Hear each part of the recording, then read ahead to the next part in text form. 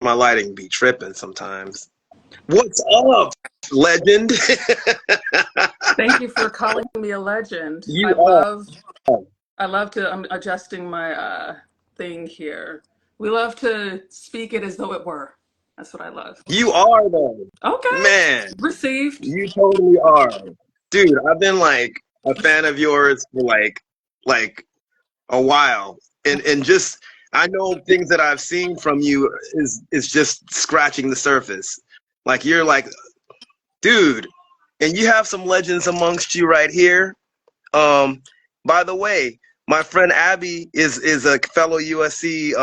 Wait, I thought you graduated from USC, Abby. Wow, both of you guys are USC graduates. Or I guess she says that she's a freshman. Ah, man, well, y'all are representing that USC. Yeah, I graduated. They tell me not to reveal my age, but I don't care. I graduated in 2006.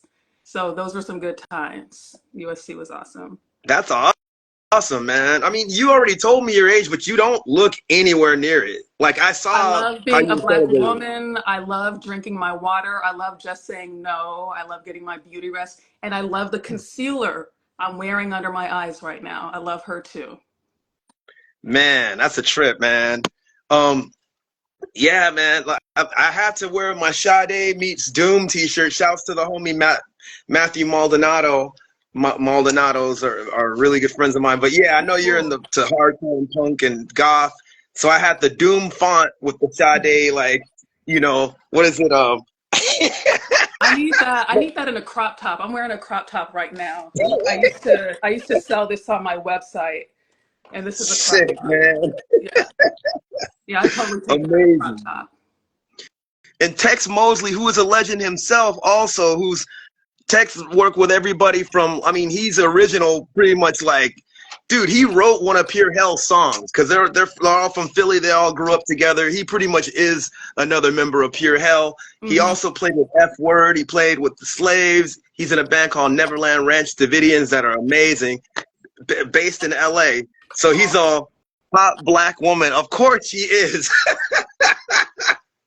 Like the whole world has a crush on Alex. I can't help it. I can't help it. What can I say? My mom met my dad.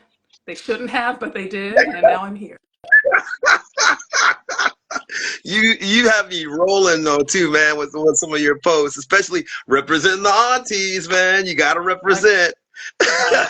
so I have a niece and three nephews.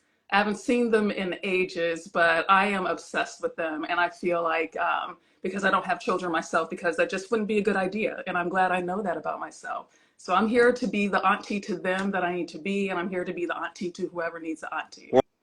Wow, that's so cool. Well, man, I know how well, I'm not speaking as an auntie, but as an uncle, well, I'm proud uncle of my nieces and nephew and my grandnephew, man. They all crack me up, man. But I like the fact that you described yourself as a harsh goth auntie. Mhm. That's so gangster, man. Man. Well, we're gonna get this kicked off, and I hope my introduction, like whatever I mess up, please just correct me on, man. Because I'll be honest, when I'm interviewing people, I get giddy and I'm like so excited to sometimes where I might kind of flip over my words. And it's an honor. Like whenever I get an interview, like it's an honor, especially like, man, it's just hard. Tex knows I interviewed him too. Um, man. All right, where do I start? Now, how do I pronounce is it body or body? I don't know if I said Body. it the Yeah, it's body. pronounced body. Yeah. So you be bodying cats like in the entertainment industry and Yes. Yes. I, no one's put it that way, and I think we need to start. Yeah. rockin' madness. That's so dope. Man, Alexandria Body, aka Oddie Body. That's one of the reasons we met because we kind of have the same nickname, Odd Rocker Audio, Oddie Body. I'm like, wait, there's another Oddie over here. Yeah, I But chose I chose the name Odd Body because people have been calling me weird since I was a toddler, and it's just embrace it. I'm odd. I'm Odd Body. There we go. that's awesome, man. That's so cool. Well, Alexandria Body is a model, musician, storyteller, multimedia performance art, and also studied as an animator. Um, she also has done TV shows such as Slippery, Slippery, Slimy, Secret, Friendly Fire. She's been in commercials from Smirnoff, and also has been in music videos from the likes of Cher, as well as Brielle, who you know, that's your homegirl, right? I know Um, Alicia and Brielle are besties. I met Brielle just that once, and she's awesome. yeah, that video was cool, It man. was really You guys were all fun. That was a really fun day, and Alicia actually directed that video, so it was just a really fun day. Wait, Alicia, the musician? Mm-hmm. I didn't know that she did that. I want to get her on here. I saw her when they did the Project 43 concert. That was a beautiful concert, man. Man, I had Alien Lord on here actually, so we got to get her on here. We got to get Kelvin Chaos, who you also worked with. Mm-hmm. Shouts to Kelvin Chaos. I got to get him on here. I've been trying to get him on here. Mm-hmm. Man, sorry, I'm like all. Nice. And she she also also in a band called Jungle Swank, and also has her own solo stuff, which is like electronic music, kind of house, kind of tech step. One thing that I also dug too is that you're a theremin player. Theremin player.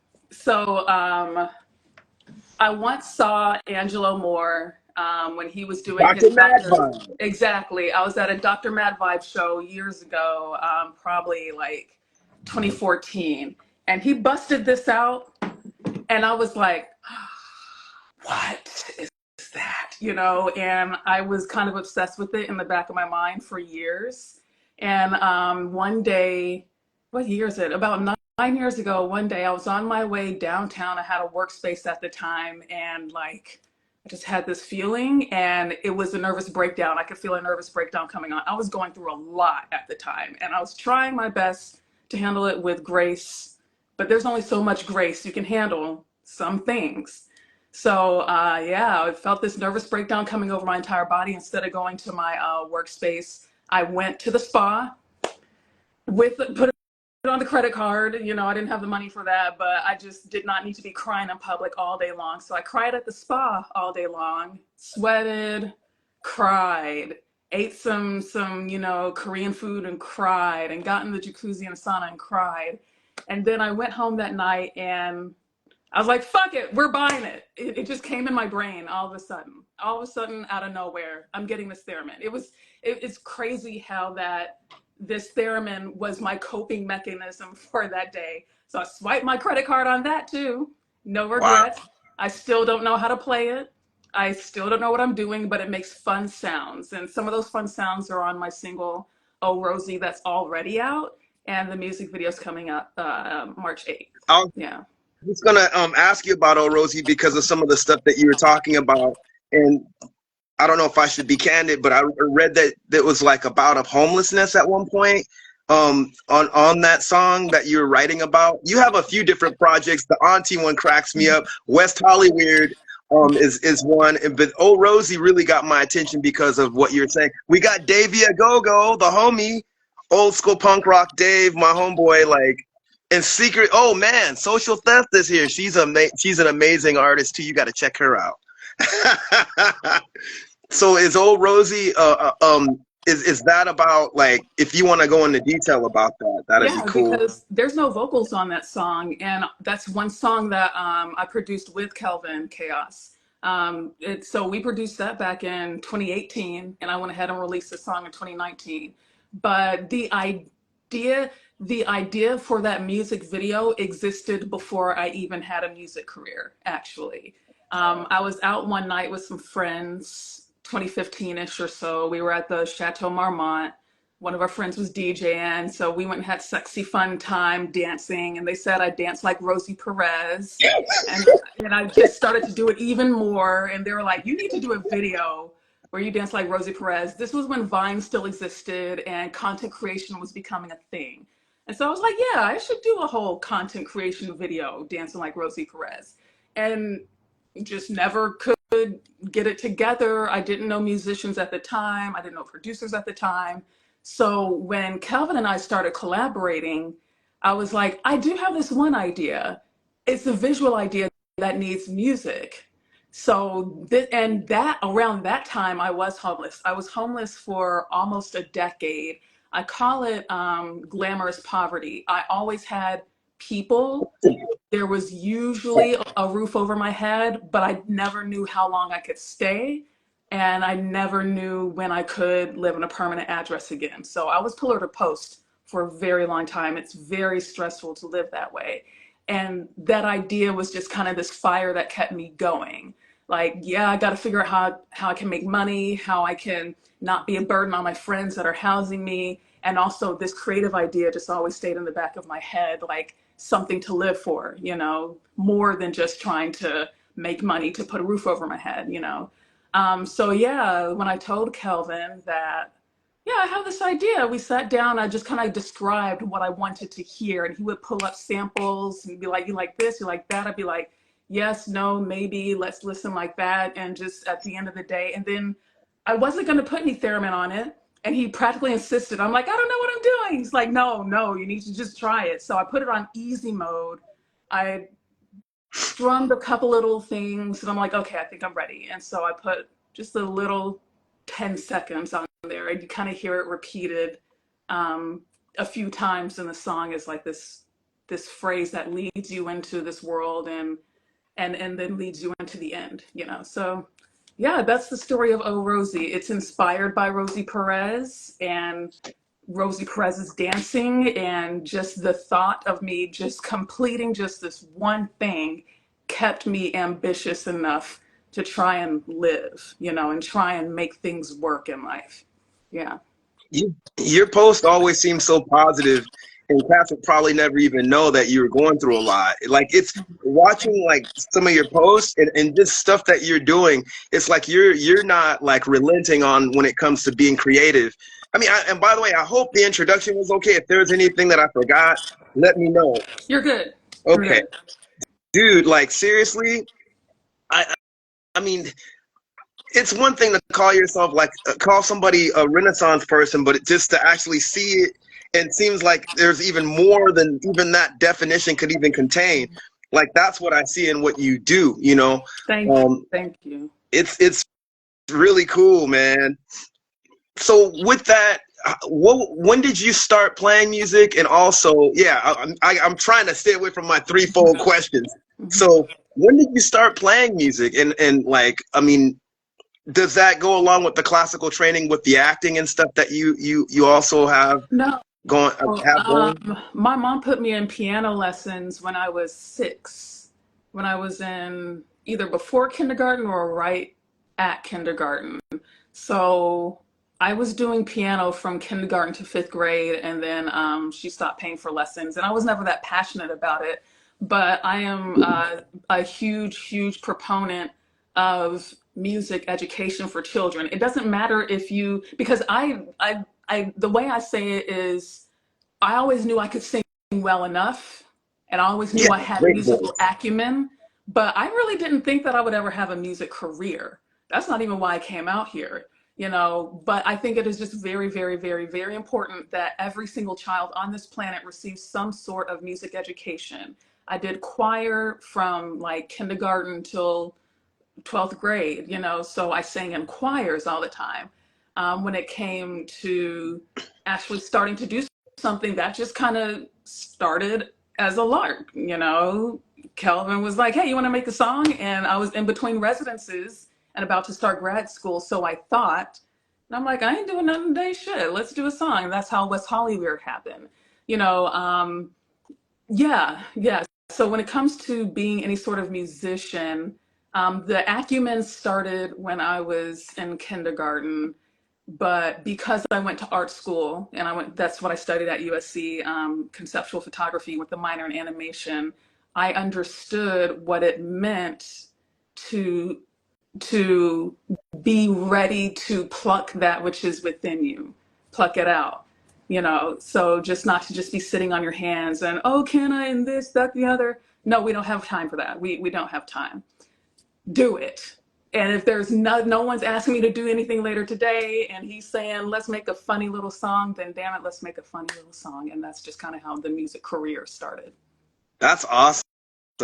You're originally from Texas, right? Dallas, yeah? I'm from Dallas. Um, and as far as like just thinking of like to me, I could see like what no matter how like you dress, there's always that punk rock goth like residue.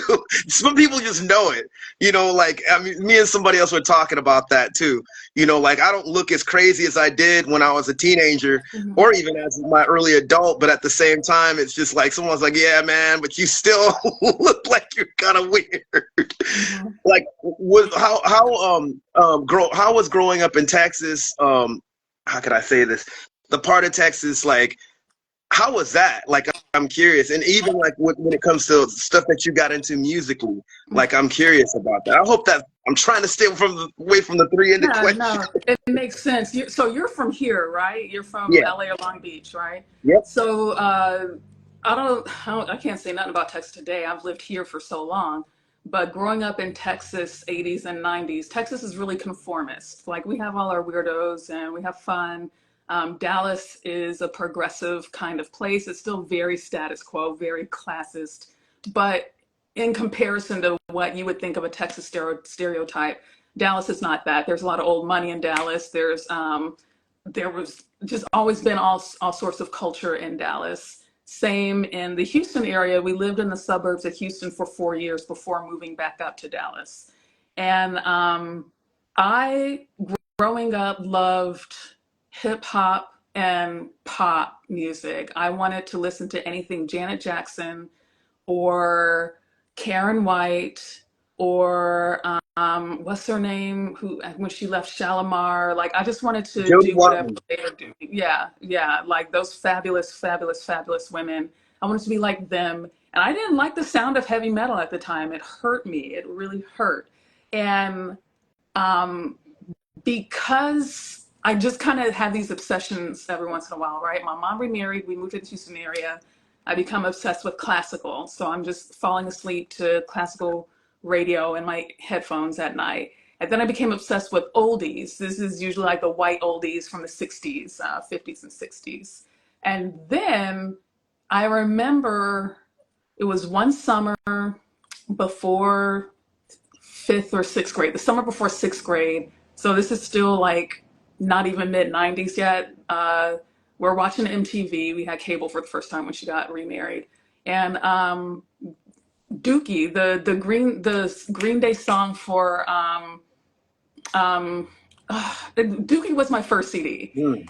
What is the song? Do you have the time? Basket Case. Basket Case. I heard that song and that did something for me. And so then I became obsessed with what they called grunge at the time, but those are kind of seeing what's happened with rock and roll music since then. Those groups back then, Green Day, Soundgarden, Alice in Chains, Nirvana, Smashing Pumpkins, they're kind of father mother groups, Rage Against the Machine, that subgroups came out, like sub genres came out of, their father genres to subgenres. And so I just really started to get into rock and roll. And then I started to kind of dig further back. And I'm like, oh, listening to the classic rock station. And then, oh, listening to the alternative punk new wave station once I got out here, back when Indie 1031 was a thing. And then getting into the roots of rock and roll with like Sister Rosetta Tharpe and Bessie Smith and Robert, what's his name? It's not coming up to me, but exactly, you know exactly who I'm talking about, like the father of rock. And all of them, Jimi Hendrix, then Lizzie, learning about Death, learning about Pure Hell, learning about Tina Bell. So, I can't explain why it always drew me in, but it did. There was just something about rock and roll music, and I don't like all rock and roll music, like here's some harsh goth auntie things. I bought Dookie. I don't need to listen to another emo band ever again. Y'all can have it. Like I have most Korn albums. Y'all can have the screamo. It's fine. I've got my Korn albums. The CDs are right there. But yeah, it does something for me in I learned that I can listen to hip hop and pop and rock and roll, and express my own style and do what I want. That's cool though. I mean, it's just it's for me, like I've always been into like, I mean, I've been into rock since I was a kid, but it's a trip because like, I mean, I was in the hip hop as well as classical and like other forms of music too, especially like, I dance, I'm like back in the early 80s we're dancing to like new wave and hip hop, so it's kind of like, and then I got into the classic rock too. Mm-hmm. So there's where my prog rock and even older heavy metal came from. Then got into hardcore punk and stuff later on. And so I totally get that, man. It's hard to like just, people get so like so caught up in just like one thing to the point where it's just like, oh, you can't do that. But like, yeah, we can. Yeah, like no, like I remember I didn't get really bullied. I know a lot of kids these days talk about being bullied. I was bullied for being different, not even necessarily for the music I like listening to. It's just wherever I was always either the new kid that didn't fit in well, and if I was bullied, it was usually for that. So they'd find something to pick on. And sometimes it was the music, but that wasn't really it. But when it was the music, it was like, my ears work whenever something, and I can choose like, what are we doing here? Like doing the work of white supremacy for them? Am I supposed Exactly. to, am I supposed to just box myself off from, a buffet of experiences in this world? No, so yeah. Do you feel like that kind of made you like even go in on just art in general? Because I'll be honest, like being a person, maybe I'm just TMIing it, that struggles with like somewhat alienation type stuff. I think like sometimes art kind of helps you kind of like conjugate things out to kind of help cope with certain things. I don't know if coping is the best word, but it's a release, Mm-hmm. Would you say like the arts that you've been involved in, like was that, or just, of course it's natural, it's stuff that you like to do, but do you feel like it helped you in that regard? Yeah, actually, so when I was little, I wanted to be an artist, and I kind of bullied myself out of that by the time I was in high school. So by the time I was in high school, I wanted to work for Pixar. So that's why I even came here. I went to USC. I knew I wanted an undergraduate degree from a traditional type college setting, and I knew that there was an animation minor program. The year I graduated, they made it available as a major. So with my animation minor that I got accepted into and my major in fine arts, I felt like I was just on this track to acceptable art that is, to my mind as an outsider, because no one else in my family was an artist, practicing, working artist, no one. I was the only one. I thought that I needed to choose some form of art that we knew we could, make real money, go into an office, this, that, the other. But it turns out, once I switched my major to fine art, especially with photography, we were still using film back then. That took a hold of me, and I could no longer hold on to this dream of working for Pixar. So I completed my minor and I loved my classes, but by my third year, I knew that that was not going to be my career. I knew that I was going to try and make a go of being a practicing studio artist. And that in the art world, a practicing studio artist is someone like, you have your art studio or you have a practice somewhere and you're rec by a gallery, and you go to art fairs and you show at art fairs and you put up, shows. So that's what I thought I was going to do. Life took me a lot of different places after graduating from college. But you, whatever it is though, you use, I mean, I'm sure it was just your own ingenuity, but you basically like used anything and everything, because even like Yes. your whole Instagram page and your other page aside from that, it's just like top notch. I'm like, wow, like, Listen, I went into and this too is, much debt to be out here putting out shit. Okay. So it better be top notch. And thank you. I received this. Thank you so much. man, that's all cool. Now I have to ask this, because some of us probably might not know it, but I looked into it, but I still would like to know what you mean by it. Mm-hmm. Define substantial style for those that probably don't know. Oh, Or sustainable. self-sustainable. I'm sorry, my Yeah, yeah, bad. sustainable style. So, sustainable Sorry. style slash slow fashion. And I kind of write about this on my blog. It's been a couple of years since I've been regular, but I'm coming back around to posting on my blog on a more regular basis now, finally. Sustainable fashion and slow fashion is if there's a hole in my shirt, I'm going to take a needle and thread and fix it.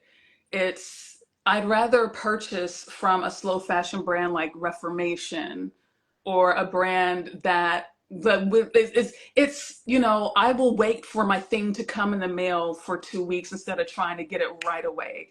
It's like I have my shop online. So if you go to my website, alexandriabody.com, I have a merch shop, and one of my collections is called From Auntie's Closet. So the things that I don't wear anymore because I'm a 42-year-old woman, and just some things they don't fit anymore. The things don't fit in the thing. But then also it's just not my style anymore. So I've evolved from that style, but I bet some young girl would love this thing.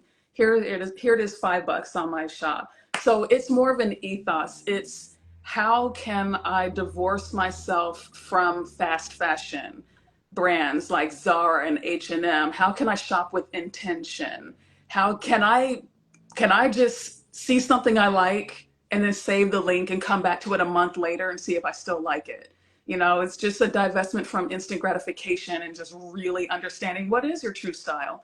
Or do you want that because someone else said that it looks great and you need to have it? So yeah. Oh, and she said, please spell out my website. So Alexandria, ALEXANDRIA, and body is spelled BODDIE.com. And I'll type it up here too for posterity. Such a, But yeah, such so a cool, yeah, such a cool ethical thing. Yeah. thank you. That's what I mean by sustainable style. Yeah. Sorry. Man, I don't know what the heck happened to me. I'm like, wait, and then I had to read it over. I'm like, wait, sorry about that. It's all good. Okay, I just typed it in. Man, that's amazing. So here's another weird thing. Um, Shoot, how was it when you came out to LA for the first time? Like, was it a culture shock, or was it did anything crack you up? Did now when people usually come out here, you get a lot of cats. I've met cats like just, you know, they'll be chilling over there in certain parts of Hollywood, you know, not WeHo. It Mhm. seems like WeHo is more down to earth than like other parts, you know. Um, but like Beverly Hills, and then they have this, they just hate LA, and I'm like, you got to come down to where I live, or like, Mhm. you know, like the hood or something like that. What did you Yes. think coming into LA at first? So my experience is that of coming out for college. So culture-wise, Dallas has a lot in common with LA. I was halfway raised by Mexican grandmamas. Like my first best friends were Mexican. Texas used to be Mexico. They're like, there's not is Texas and California are similar in that percentage-wise, Black people, not that many of us there, way more Mexican. Um, I grew up integrated neighborhood Bible class and schools. So when I came out for college, it's like a soft landing. So I didn't have the experience of coming to chase my dreams and having to meet people from the ground up. I came as a nerd and a dork amongst other nerds and dorks, and we're all gonna live in the dorms and get to know each other and join clubs and this, that, the other. And I didn't have my car at the time, my freshman year. So it was awesome. The culture was not different enough for me to get homesick, so I'd never dealt with homesickness, you know, and I grew up traveling all over the place, so I was just kind of used to being away from home. I loved it. The most different thing was the dudes out here. When I would meet local dudes, it's like, you guys are uncivilized. You're fun because there's the thing. There's not that many not that many of us Black people on campus, but a lot of the Black kids that I befriended at USC, they came from local high schools, and when we had parties, they would invite their high school friends. So I got to meet local Black people from LA. So I love my experience of relocating to LA, and I can acknowledge that it's very different for other people who move here as grown adults, not knowing anyone. It was just different. What a trip! How did you get into the modeling thing? I mean, were you always doing that, or is it just something? You know, When I graduated from college and I had this one job for a while. It was hard for me to find work. And I answered this Craigslist ad. They were looking for models for a show, just kind of on a lark. And I was young, hot, and thin. You know, I was skinny back then. It was like, oh, you're hot, black, and thin. Yeah, let's have you. So it was this unpaid show. Morris Day and the Time performed at the end of it. It was a great What? time. Yeah, I got on stage with them while they were doing the walk, or was it cool? One of those. And I just started to kind of semi-pursue it. If I could have pursued it harder, I didn't want to, because there's things about the fashion industry that are very dark, as people are starting to understand now. And I knew that without someone guiding me, I didn't want to get sucked in. So I just kind of treated it like a hobby. These days, I'm down for more serious modeling work, but back then, I was just kind of a hobby. But I met great people. Some are collaborators of mine to this very day. Wow. What about the whole acting thing too? It's funny because you're easily behind the camera too with the photography and all that, but then getting into acting, like how did that even happen? Sorry for all my It's like. fine. It's fine. It's why I'm here. That's why I'm here. So, acting happened because I turned to performance art after graduating college. I couldn't afford film. I still so deeply wanted to be a conceptual photographer, and I could not afford film for my camera. And I answered this another Craigslist used to be real, guys. I don't know if y'all know that. Craigslist used to be a real resource. I I remember that. yeah. I signed up to be a performance artist as part of this artist thing he was doing with a group of performance artists. And that's how I got my start doing that.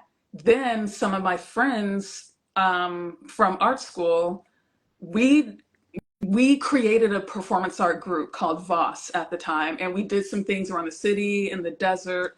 Um, and I started to realize I really, really liked what I was doing. I call it being weird in public on purpose. Just doing weird shit in public for the hell of it.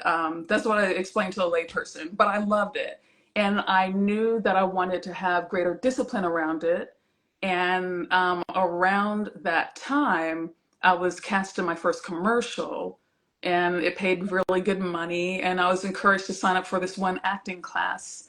So I did this improv class, and then I got into Meisner. It's a technique of acting where you experience emotional reality in the moment. So it's a technique about how to access that. And I kept on with my performance art. And I came to a point, this is literally like 4 or 5 years ago, where in the art world, because I'm still involved, I've been an arts journalist for a long time, there's only I there is a path forward in the art world as a performance artist that would be nice, and I don't want it.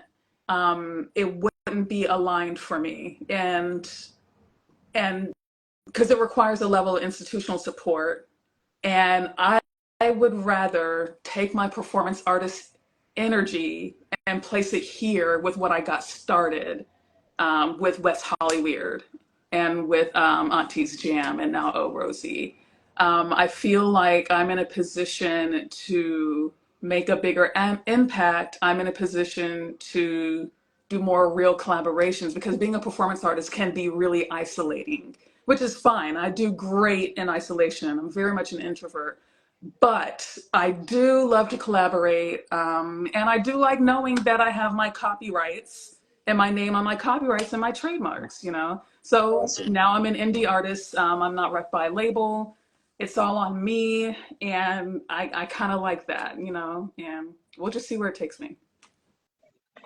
Oh, Yeah, I so forgot to. long story short, that's how acting started, was performance art. And I love acting. I love acting. I have an audition for a commercial tomorrow. That's awesome. Are you on LA Casting, by the way? I Oh am, yeah, but like, of course, yeah. Like it's like at this point they won't let you not be. I stopped paying yeah, for the monthly thing though. I'm like, listen, stop. Y'all just go get this one photo, okay? man. And Hey, I always feel comfortable recommending LA Casting because it seems like people could just do it themselves, especially to my female friends, so they don't go through any of the stuff that you kind of touched on. hmm But another thing with that, with the Meisner, I read that on some things where I was researching about you, is there any difference? I mean, like, is there anything that could include method acting along with that? Because that it's amazing how like people say that they have to grow into a part, but for that method, it's almost like you have to, what you're describing, it's like you have to really absorb that right away. And for anybody that can do something that great, I mean, like that fast is amazing. Does that include anything with the method acting stuff? Which, to be honest, I don't know if I could do method I don't think I acting. could either. So method acting is there's all different kinds of there's Stanislavski. I've never done Stanislavski. I've never done method. I do viewpoints and I do Suzuki method. Those are methods of acting that are very rooted in acting for the stage. Meisner is rooted in acting for the stage, but also is useful for being on set on camera.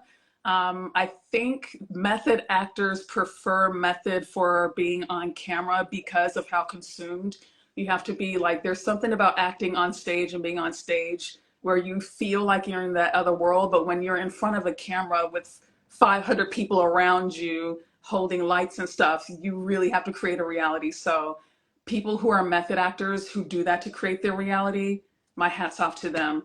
Personally, I don't see myself in that. I do love Meisner for how you can build the story of your character.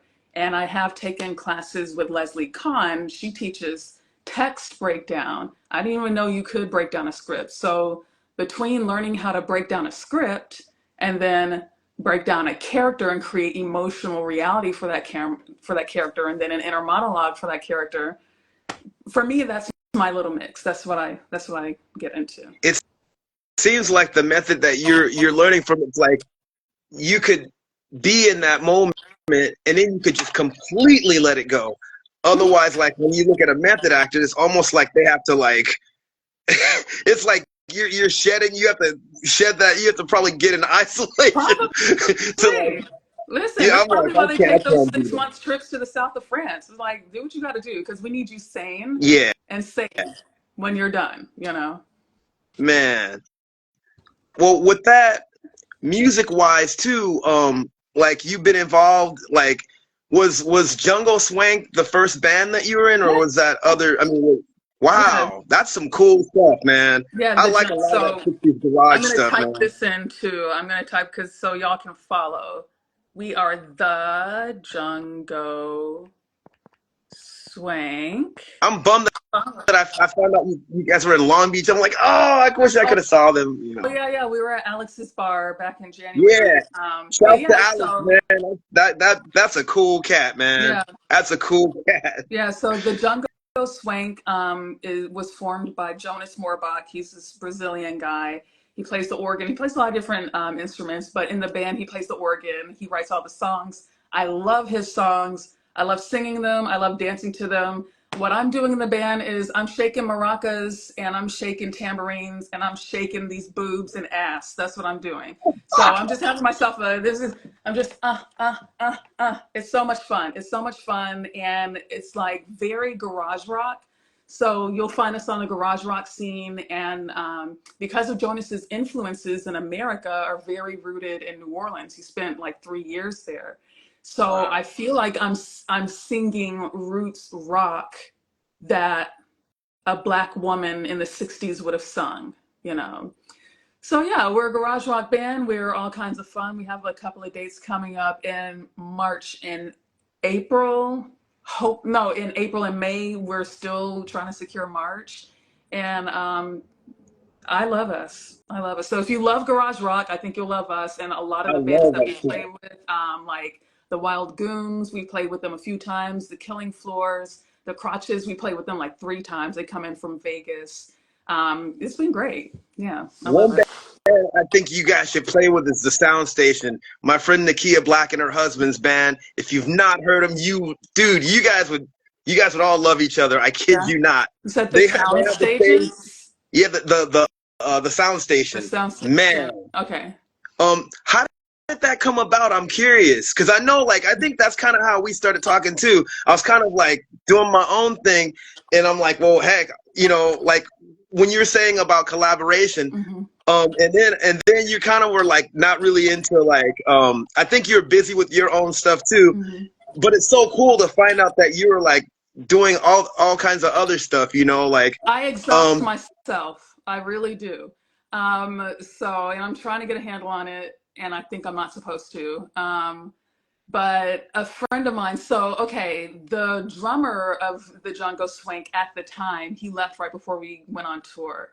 But he had started playing with them, and I'm good friends with his wife. They let me use their pool in their backyard for the music video last year when we were shooting. And so while I was scouting for the pool before we shot, he's like, "Hey, by the way, I just joined this band and we're looking for a backup singer. You want to come through?" And I was like, huh, okay. So I went and they were like, yeah, we'd love to have you back. I was like, huh, okay. Because it was going to be easy for me. Like where we rehearse is just a 30-minute bus ride because I don't drive. I'm a passenger princess. I let go of my car back in 2015. So I have to be very intentional about how I leave my zip code. So where we practice is just a 30-minute bus ride just over to Hollywood, a 5-minute drive, honestly. And and like I felt comfortable because I already knew Mike at the time, and we played, we gelled together. Then we had the tour come up. Mike left. We brought on another drummer, Eric, this young kid who lives in Anaheim. Love him. He is so great. I love Eric so much. And yeah, now we're kind of gelled and we're set. And I like how easy it is. Like after I've already hinted at everything I've been through.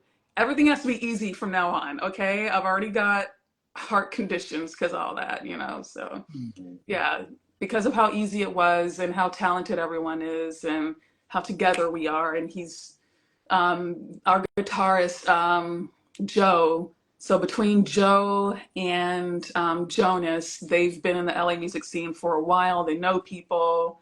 They're professionals. Jonas has been a touring musician for years. I feel safe. I feel it feels easy.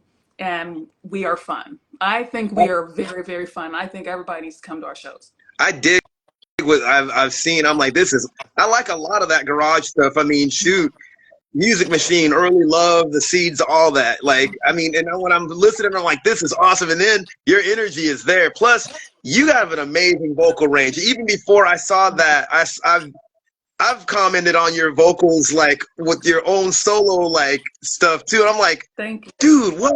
Like seriously. And I have to ask this: who are your vocal inspirations? I gotta hear this. All of them, like, I so growing up singing in the choir at Bible class, I never thought I was a good enough singer because all these other women could freaking just blow and just blow you away and you'd be in tears. It took me a while to understand that just because I'm not Jennifer Hudson doesn't mean I'm a bad singer. I just probably need to train, right? Because I love Lane Staley. I don't have that kind of power. I love Chris Cornell. Chris Cornell could have read the dictionary to me and I would have thrown my underwear at him, rest in peace. I don't have like it, I love power vocalists, but because I'm me and I had to accept this. I'm more of an Aaliyah. I'm more of a crooner. And if I am gonna have a lot of power, it's not gonna be that gospel power. It's not gonna be that blues power like that, like with traditional metal singers. I just saw this group like a week and a half ago. They're called Rude and Reckless. That dude, they're giving you Soundgarden and Guns N' Roses at the same time. I love these kids already. And their vocalist is like, I'm like, man, I could never, and that is okay. And one thing that I did do last year, and this is another thing that made me feel safe saying yes to joining a band, is that I had just finished like a 3-month vocal training. Her name is Kari Cole, and she's based in New York. And she is a professional vocal trainer. And she helped me access, okay, here's better posture for you. Here's where you carry your breath. Here's how we can bring it up. Here's how you sound. There's nothing wrong with that. Here's how you can sound better as you. So like my goal last year was not to sound like anyone, but to accept my vocal range because I had been speaking from a trauma body for my entire life, to find my true voice and to access it and bring it up. And it's still a challenge because singing on microphones is very different from projecting without microphones. So I've been projecting without microphones my entire life, and now I have amplified sound. I'm like, this is me, just kind of checking in when we're performing, just making sure I'm not overpowering everyone else because I'm the backup singer. And that's fine. I'm okay with that, but I'm not supposed to be overpowering Jonas. So that's a journey. And yeah, like I'm just trying to, when it comes to any kind of vocal role model, I'm trying to think, what would Aaliyah have done on stage? Because again, she was not a belter or a power vocalist, but she had her thing, and she didn't try to change it just because she was behind a microphone, you know. Man, that's interesting you say Aaliyah. I'll be honest with you. Hearing you, I think you do have an original style, but also I listen to like a lot of female vocalists. Some of my favorites were mutually Grace Jones fans, Hmm. but also Eartha Kitt, Ethel Ennis, Hmm. Nina Hoggins, another one. Like, and what's her name? Abby Lincoln. You have like your own style in that way. I'm not comparing you to them, Hmm. but it's original and it is very powerful, but it's just in a different way, you know? Exactly, and you have to accept that. Like, if anyone on the call right now is a vocalist, like I was in my head, I was in my head for so long about my voice in studio, no matter what. Like, but as we've acknowledged earlier, we don't have time for me to second guess. I'm just gonna do the thing. That's what I'm gonna do. So, as much indecision as I have in here, I'm still gonna do the thing. But I had to get to a point to where I had to accept I'm not going to sound like other people. I need to figure out what I sound like. So I need to stop. I need to recognize when I'm overcompensating, and I need to recognize when I'm up here when really I'm naturally down here, even though when I sing the best way up here, but really my voice is down here. So it's just a mix of different things. And I'm still on that journey to find my voice. And yeah, it's a journey. It's a lifelong journey. I was thinking that you had some kind of opera training with that one solo that I saw. I'm like, wow, because like I dig a lot of like, especially on the more, if you're familiar with like Sprechstimme, Arnold Schoenberg. I guess people call it avant-garde jazz. I mean, avant-garde classical music, like this operatic style called speech song. But like the fact that like I don't know, there's an opera by there's Wozzeck. They're all from the same Schoenberg school. Alvan Berg did, but Schoenberg did an opera called Aaron and Moses and Aaron. And seriously, dude, like some of the I mean, like it's the way it's composed is just a trip, and then the vocal styling is just a trip. Like really, like very. I can't even. I'm gonna send it to you. It's something else. But like Send it on, yeah. when I heard what you're doing, it's like, man, that's like traditional in a way, but you could also use it in like an experimental way too. Like Mhm. I think you have a really good voice. Like seriously, Thank and I was you. like, wow. Seriously, you have your own thing going, and I'm glad that you're singing with that band too, because like it shows your range, and also what you do on your own, it shows your range. I mean, again, it's like you're multi-faceted. Yeah, singing Now, with the band helps me understand, like, with my next couple of projects, what does it mean to form a band? What does it look like to tour with the band? What does it look like to organize a band? Because I'm gonna have to, because my next two projects, well, my next project is gonna be super metal. that's But I've how we never start formed a talking. yeah, yeah. And I don't know how to do. I've never formed a band before, so it's been really educational for me. You compose though, like I mean, But you know, I write my own lyrics. So okay, we can talk creative process now. There's some lyrics I've been writing for this metal album and then this industrial album. I've been writing lyrics for like 3, 4 years, and I'm still writing them. I'm just kind of in a writing season, excuse me, right now. This year, I'm focused on promoting the music video after it drops on the 8th, and then writing and co-writing and seeing if anybody needs some background vocals in the studio, or who wants to co-write, who wants this and that. So I'm just kind of focusing on that kind of inward energy. But as far as composing the music, sometimes I have an entire tune ready to go. There's a song I have in my head. Actually, the name of the song is this. this is the name of the song, and I've already written all the music in my head, and I don't know how to play a single instrument to show anyone how it's supposed to play. So I'm gonna have to work with someone on, okay, here's how the drum should go, here's how the guitar should go. And then in other cases, all I've got is words, and so that's gonna be a shared, musical credit. What's that acronym for? God's trying to figure it out. What would GH? Yeah, what does that mean? Like, I think I'm probably not getting it. It's what would Grace Jones do? Oh, yeah, I should know better. Sick, man. Grace Jones is awesome. She's man, everything. dude.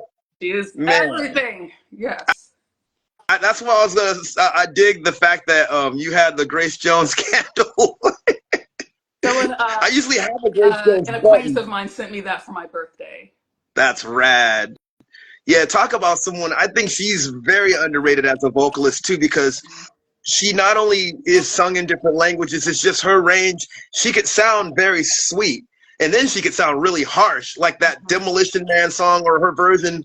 I love her cover versions of any, like she covered, like, dude, the cover of Nightclubbing by Iggy Pop, I like hers better than the Iggy Pop version. And I didn't even know that the Demolition Man, the first one, was the Police song, because I heard her version before. I saw the video as a kid and it scared me, but I was intrigued by it. And that's what made me a fan, of course, but yeah, she's an amazing vocalist too, and I don't think she gets a lot of credit for that. Man. So let me see. There's, I think Tex, I'm so sorry. Tex was giving you props, and he said, gotta go, had to check in, glad I did.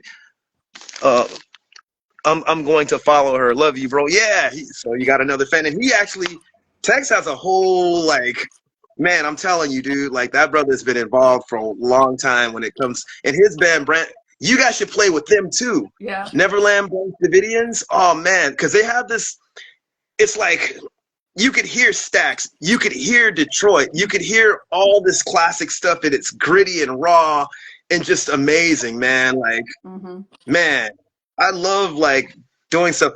So now I'm gonna have to ask you something that had me cracking up. This is kind of a threefold, so I'll try not to do what I usually do, because I always find myself in a bowl of yarn, your mosh pit experience had me dying laughing, dude. I'm glad other people could enjoy it the way I did. Man, how did you survive? Like, what happened? Like, did you get hypothermia? What on earth? We're talking about Rage Against the Machine 2006. You must be 2007, 2008. Yeah, 2008. Yeah, I don't know. I got something. I think what it is I had probably not a single electrolyte in my body at that point. Just but like donuts. I was in my 20s. So in your 20s you can get away with shit like that because you still have that metabolism. But long story short, for anyone watching right now, and back when Coachella still sold single day tickets, I bought a single day ticket to go on that Sunday, 2008, to see Rage Against the Machine, because if you remember, in the late 90s, after Battle of Los Angeles, I can't remember if Renegade, but see them getting back together. Yeah. So I bought someone scout ticket for like $100. I drove out there. I think my friend Hinata came with me, and it was just that one day. We went, we had fun all day long, and then it was time for Rage Against the Machine. And there's this dude that I had met in a tent. Paul Van Dyke was DJing, so that's techno music, and I used to love Paul Van Dyke. So we met. He thought I was cute. I thought he was cute. He's like, I'm going to the mosh pit for Rage. I'm like, me too. He's like, I'll protect you. And I'm like, thank you. So yeah, that was so much fun. It was chaos from beginning to end. But it wasn't just that. It was the energy. When Zach De La Rocha would get on stage, it was like this exchange. So you've been a fan of Rage for all these years. So me and all these kids and adults, we've been listening to Rage for years. Probably a lot of them had already seen them live, and we just so much anticipation because they hadn't played together in almost a decade. The minute we see Zach's afro just like lit up as he walks on stage, you could just feel everyone's nervous systems from the front of the crowd all the way to the back vendors. Wow. And it just started before they even started playing Testify.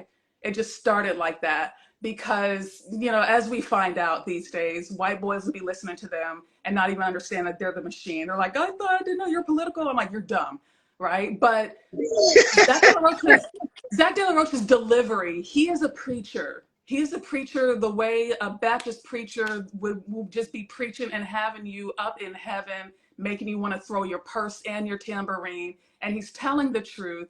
And there's something in your soul and your nervous system that recognizes that truth and responds to it. So we witnessed this truth teller come on stage, and immediately it's like, you know, and it was great. I love that. I'm a physical type of person in that way. Like now I'm older and more demure, but back then I was about it. But I really had not hardly had anything to eat all day because I had no money. I had had a screwdriver and some popcorn and a smoothie and maybe a glass of water all day long in that heat and pollen. So that's why I passed out afterward. My body just quit. I just had to lay on the ground for a few minutes. Did somebody just like, did you have to go to like emergency or like someone kind of like people watching out for you? Did your friend pick you up or like Yeah, what happened? I was with that guy. I'm walking. I lost my shirt off my body. Still don't know how that was possible. It was just gone. So I'm in my bra and my backpack, walking back with that guy. He's walking me back to my car, and just all of a sudden my body started shaking, and I was just on all fours on the ground and then on my back, and I just had to lay there and just kind of recover. But again, in your 20s, your body can recover like that. These days, I don't know about all that. Man, yeah, I wasn't laughing at that part. I was just laughing at the fact that it seems like, man, I had that donut and popcorn and I just went in. Just like, I went in. dude, I went in. That stuff that's hilarious, I've only man. got Nothing like a one pit. mosh pit left in me, and it's if Black Pantera ever comes to the Wow. US. Or if I can They're ever from afford Brazil, to right? fly to Brazil and see Black Pantera. That'll be my Man. last mosh pit. I don't care how old I am. You asked another question, and I was so glad to answer. Have I ever seen horror? Yes, I have. Dude. That was my last mosh pit before the pandemic. Oh, wow, for real? October Man. 2019. Yeah, it was great. They played like this secret pop-up show down in my old neighborhood near La Brea and Adams. Wow. It was great. They were awesome. They were really Yeah. awesome. Dude, me and the homie Marcus Price, man. You might know Marcus Price. He works in a lot of entertainment too, but he was in the band El Toro. But he came out here and I'm like, hey, one of the homie like got me a ticket, dude. 2 tickets. And so I went. Me and him went. It was lit. And I'll be honest, bro, like it was at the time that like, you know, I'm like, okay, they're opening stuff up. You could wear a mask, and I was about that, but something happened, and I lost my mask, and I was trying to go back, but they're all, if you go back, you can't like freaking come back in. So a brother was like, man, okay, I'm gonna just do this, and I had a ball, dude. I've never seen anybody, huh? They're the real deal. Yeah, they killed, man. And they opened the Nate, what's his name? Nothing Face Nate opened up for him. Kind of the same thing, but man, it was lit. And I caught COVID. I caught COVID at that show, but we still rocked that madness, man. Dude, when you got turntables out of Marshalls, dude, playing like some crazy guitar and all these noises, and that live drummer playing like skank and sometimes even blast beats, I was like, yeah, dude, they ripped. I was also cracking up that you would be real at CBGB's for that Prophets of Rage. Oh, that wasn't CBGB's. That was Barclays. Barclays?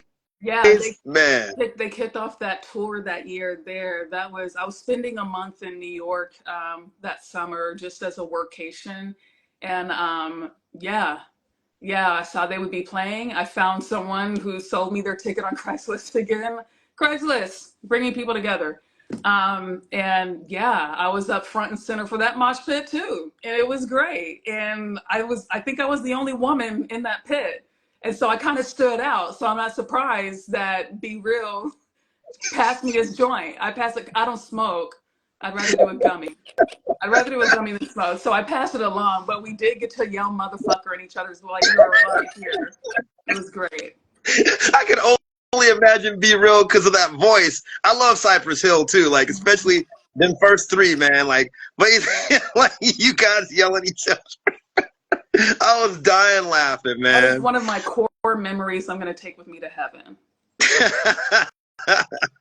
Freaking Be Real, dude. Of course he's an Angelino too. Man. Yeah, I did. Just the image of that, I just started dying laughing, man.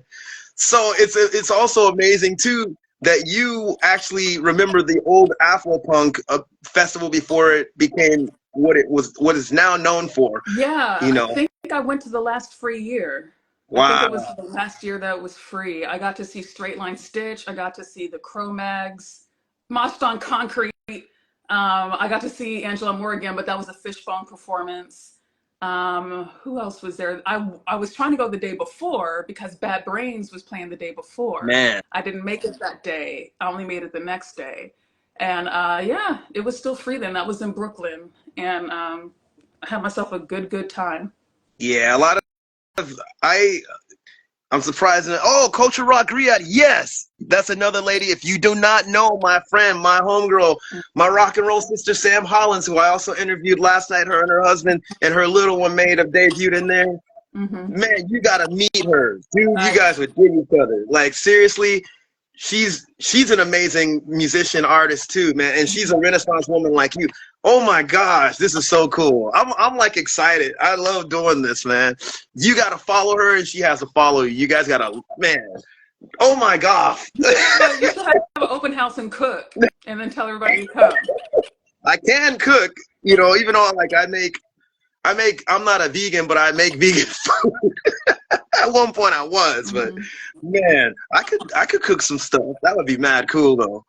But man, and speaking of Samantha, we're talking about Afropunk, like shouts to James Spooner, you know, but that whole movement, like that's one of the reasons I started being online is because I found like my homeboy Chaz told me about the movie, and then he says, well, and I went over, I'm like, wait, there's a community for this whole movie? Because like back in the day, it was hard to find like a lot of us. There's very few of us here and there, you know, as punks or whatever, you know. And so like that website, like, man, I have a lot of friends from like the beginning of that, and a lot of them, you know, they were part of that scene in New York too, that cultivated a lot of that as well. I interviewed Sister Girl Riot, who was like basically the pre that, and they really inspired a lot of that with the Afropunk movement that went on too, you know. But I'm a part of the original like West Coast version of that community online. And just to because I remember them telling me about those shows and how communal they were versus like what they became. And I'm not trying to, you know, clown, but yeah, it's so cool that people remember. I feel like they should change the name of it. Like, I'm not mad that there is a space for what it is now. If I go to Afropunk, I want to listen to some punk, personally, me, you know. But it's become what it's become, and it's beautiful. They need to change the name. That's my only opinion. You need to change the name. Yeah, a lot of people were saying that too, you know. But the fact that you were there at the beginnings of, I wish that I could have went out. They had a show with this band who I don't even know where any of the members are. I want to interview at least the one that I used to talk to. There's a band called Defay, and they have a style called Swings. I know, Sam, you know who I'm talking about. They would mix like death metal and black metal with like hip hop, like urban stuff, and also like Afrobeat and stuff like that. They were a trip. And their last album was probably like, their first album was definitely more eclectic. The last one was just straight up blast beats and just like, I can't even describe that. Like Zwigs is their own thing. Like it was about Rwanda, so you can only imagine. But they actually played one of those Afropunk events, and man, everyone kept telling, man, you should have went. I didn't have no money, and I was like, dang, dude, like, They tore it up. You got some compliments. Yeah, Braylon, I love Braylon. He is a sweetheart. He's from Dallas too. He moved to LA too, and he's had a beautiful, beautiful journey. So, yeah, shout out to Braylon for joining the chat. That's rad. Shouts to Braylon. I dig this, man. This is so cool, man. Like, just I want to read a quote. And I should have read this earlier. I lost my glasses too. That's why I'm like, oh. Sorry, I laughed too much, man. Something that you said that was interesting, as far as like just kind of like your how can I say, your manifesto, Mm-hmm. creating endlessly and unapologetically art in all for all genres of art. Mm-hmm. What is, I mean, can you go into what's up, Rico? That's another guy. He's a transplant too from up north. Check out his music. Brother Rico, how are you, man? I've been meaning to check in on you because he just moved here from like Oh, up north to welcome LA. to LA, man. Yeah. He's an Yeah, welcome. actor too. Acting, acting. Man, so man, there's a lot of cats, man, far out. When you made that statement, I know it's clear, but I just like to hear like what really made you like write that, just to expound on it. Like I like, kind of like chewing on things, like that. I hope that makes sense. It does. So, in all honesty, that came from a friend of mine. Um, Mm. Basically, after one meeting, the first time we met, she used that to describe me. And I'm like, I feel seen. I'm like, can I use that? She's like, you better, because like there is a part of me, and it's because of the way I work. It's hard for life is hard for me. There's always one thing everyone has that makes life hard for them, and for me, is that when it comes to art making, the act of creation, it's very consuming. It is really hard to give so much attention to one thing while also in the back of my mind, I know I have to keep a roof over my head, which is why everything within me, no matter how old I get, I will always aim toward being a full-time artist because of what it does to my energy to have to split, right?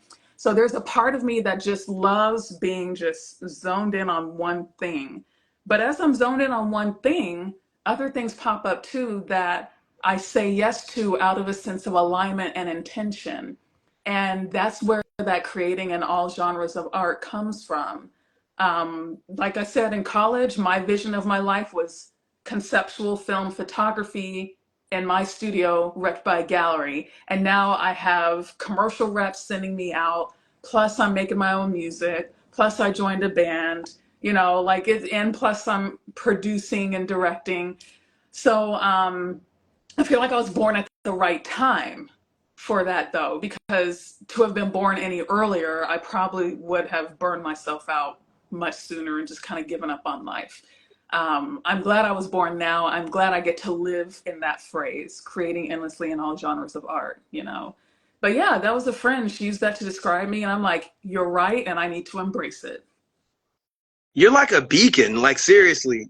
Like, Okay. I mean, it's amazing to hear you even talk about the struggles within that because that's all that people could see with what you do. Like, Mhm. but you're candid about like, hey, this is not easy. I'm still struggling, but at the same time, don't give up. And I've Right. I've seen posts that you've even done like that, and I really appreciate that. Like Yeah. people need to hear that. Yeah, the thing about me is, and this is where I hope that people don't waste time comparing themselves to other people. I'm driven. It's not that I'm not inspired. It's hard for me to answer it whenever someone asks the question, what inspires you or what's your motivation? I don't know how to answer that. I'm driven. God put something up here and I do not experience it as a choice to not do it. I Mm, experience it as you better figure out. So I figure it out. And then sometimes I realize, okay, that's not for now, put it on the back burner, or that's actually done, put it down, or you need to move this energy over here, but I must do it. So yeah, that's just how I'm experiencing it. And I'm a Black woman in this country. yep. Okay, so you know, the face card is only going to get you so far. You still have to be smart. You still have to be strategic. You still have to be a dumb bimbo sometimes and just have fun. Just be fun and have fun and be hot at parties. You know, it's just all those different things. And to be a Black woman existing the way I do requires just some deep, deep strategy. And I used to think I was patient, and I learned I wasn't. And I learned, once I learned how I needed to slow down and be patient and the rewards I get for it, I have no problem going centimeter by centimeter now. So that's what that's about. It's it's going to be a struggle because I'm a Black woman anyways. I'm from the working class. I don't have a trust fund, and my parents support me the way they can. But I mean, they got grandchildren, you know, like, and I am a able-bodied woman. You know, I'm out here, I'm hustling, I'm doing what I got to do. Um, but yeah, it's just going to be a struggle. So life is struggle. Choose your struggle. I would rather struggle. Um, and I don't want to struggle, but if I have to, let me struggle fulfilling who I know I am and what charge I've received, rather than struggle trying to live somebody else's blueprint, you know? Yep, that's real. Yeah. I, I totally hear. I definitely feel that, man.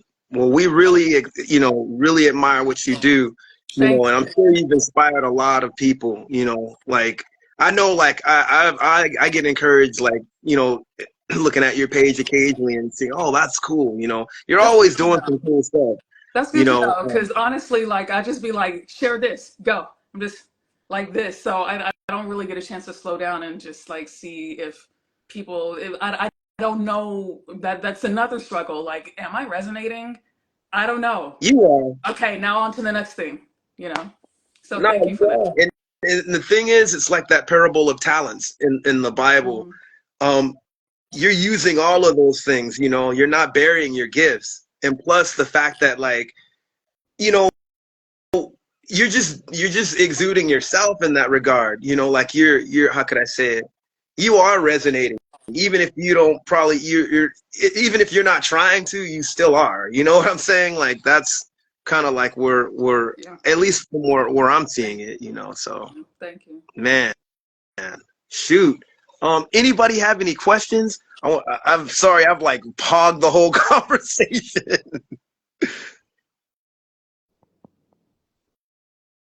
Man, heavy. Oh, well, you guys don't be afraid of asking any questions, but I have, of course, questions. Okay. What are you doing? What are you up to now aside from Jungle Swank?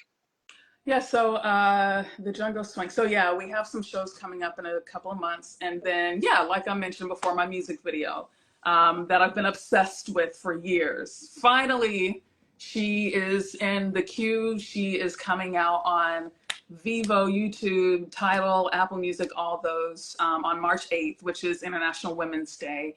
And what the just the way this vision has carried me forward, and the images that I received to put in this video are very much like the log line is, a woman's got to be who she's got to be, you know? So this is like my video telling all women, no matter what the race, but especially Black women, but all women everywhere, I see you, and you got to be who you got to be. And sometimes people can't take that, and that's their problem, because are they putting food on your table? Probably not. Are they bringing peace to your life? You know, so that's just what this project is about. It's called Oh Rosie. The song is already out. It's been out for a while. That's on all the streaming platforms. And yeah, subscribe to Alexandria Body on YouTube. And if you're a Vivo person, I've already got West Hollywood up on there. So, you know, bookmark me. And March 8th, the music video will be out. Samantha says very empowering. Culture Rock Griot Thank says you. very empowering. Thank Man, you. yeah, you guys definitely need to pop. Man, she's another inspiration. That's my rock and roll sister right there. I always call her, man. Like, and once you meet her, you'll see why. And she does a thing called Culture Rock Griot, as you see. And if you dig my platform, her platform, she goes in, man. I call her Black Rock excavationist. Me and my words are always Yeah, you got to check her out, man. She rocks madness, Hmm. man. Well, with that, is that the only social media that you have, or you have any others? And also, if you got a Cash App, list it. Oh, okay, shit. We gonna do that? We do that right now. Listen, because it's about to be the first of the month, okay? My Yeah, Lord, the first of the month. It is. Oh, wait, I spelled it wrong. Give me 1 second. But basically, it's the same. It's Oddbody on Cash App. Let me. Okay, I just put the Cash App in the stream. But what you were saying? Yeah, that's the Cash App, and any yeah. other websites that we should know about, Uh, or like, just so if you scroll further up, alexandriabody.com, and that's where I'm blogging. You can buy my heavily discounted clothes that I don't wear anymore because I'm a woman of a certain age now. And I'm on all the social medias. But number one, follow me on Instagram and subscribe on YouTube. And if you like what you see, then go ahead and sign up for my email list. And you can find out how to do that on my website. most definitely. And before I have the last question, do you Mhm. ever go to Jet Rag in Hollywood? It's been a while. It's been a while, but yes. Love that spot. I think I got this jacket from there. I think I forget. I go to thrift stores a lot, but And yeah, that's sustainable fashion. That's sustainable fashion. Like, there's so much, but we really don't have to produce anymore. But if we are, at least choose a brand that uses recycled clothing, upcycled clothing, or go thrifting, or go in your auntie's closet, or have a swap with your friends, or you go to my website and pick up one of my things that I can't even get my left thigh into anymore, you know? But I don't want to throw it away. I don't want to throw it that's away. so cool, man. Now you got me wanting to introduce you to one of my sounds, one of the guys from my collective. Hmm. He makes clothes, but he like sews different clothes together. It's a trip, Oh, he man. upcycles. That's Yeah, cool. Tommy Keo, man. But yeah, so with that, we're gonna wrap it up. But before we wrap it up, give us a word of A wisdom, word of, please. word of wisdom.